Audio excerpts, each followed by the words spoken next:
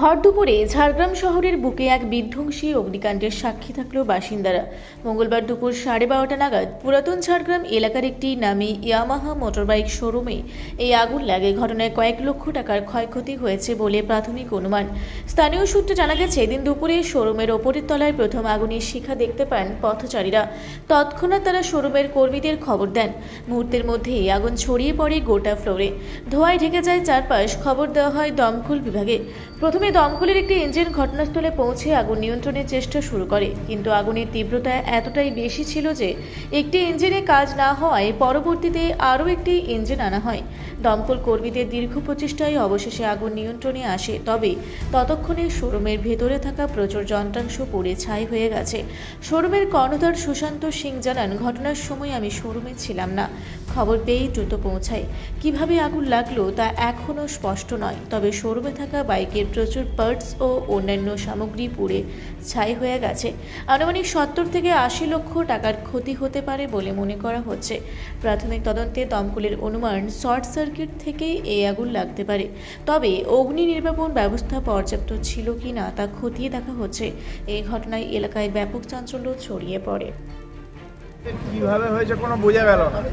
মানে বাড়িতে তো আজকে তো দোকান তো পুরো বন্ধ ছিল, শোরুম খোলা, কিন্তু কথা হচ্ছে যে উপরে আমার তিনতলার উপরে তো ফ্যামিলি থাকে, 4তলার উপরে আমার পার্স থাকে, আর একটা ছোট্ট ঠাকুর ঘর আছে আর কি, সেটা পুরো সেপারেট আলাদা।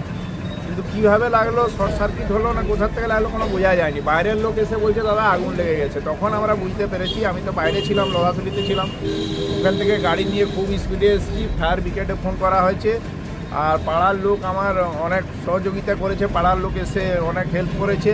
কিন্তু আমার মানে পার্স যা ছিল আর কি, সেটা এখন অ্যামাউন্টটা বলা যাচ্ছে না, মিনিমাম হয়তো 70 থেকে 80 লাখ টাকার মতন পার্স হবে আর কি।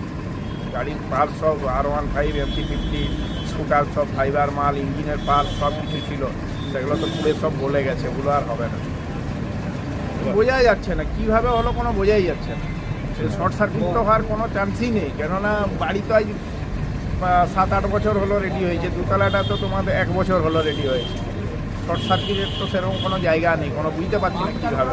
ঘরে ধূপ পুজো সকালে করেছে, সেটা তো তোমার 9:30টার মধ্যেই হয়ে যায়, 8টা থেকে 9টার মধ্যেই।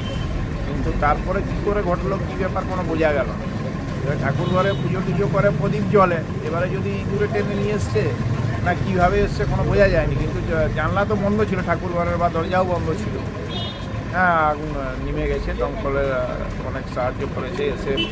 উপকরণটা কীভাবে কী করা যায় দেখা যাক। এখন ইন্স্যুরেন্স তো আছে, আমরা সেটার জন্য এই মুহূর্তে তো আর কথা বলা যাচ্ছে না। আমাদের ব্যাংক থেকেও ইন্স্যুরেন্সটা আছে, ম্যানেজার সাথে কথা বলে দেখতে হবে, বা আমাদের ফায়ার ব্রিগেড থেকে কী হেল্প পাওয়া যায় বা এর কী প্রসেস আছে সেটা জেনে তারপরে ক্লেমটা করবো। এখন আপাতত জিনিসটা আমাকে যে ক্ষতি হয়েছে সেগুলো তো ঠিক করতে হবে।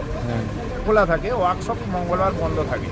আর পরিবারে কে কে ছিল আপনার? পরিবারে আমার 2 ছেলে আর আমার মিসেস ছিল। তাদের কিছু হয়নি? না না, তাদের কিছু হয়নি, তাদের কিছু হয়নি, অন্য কারো কিছু হয়নি। যা হয়েছে মানে পার্সের উপরেই ক্ষতিটা হয়েছে। আপনার নাম? আমার নাম সুশান্ত সিংহ।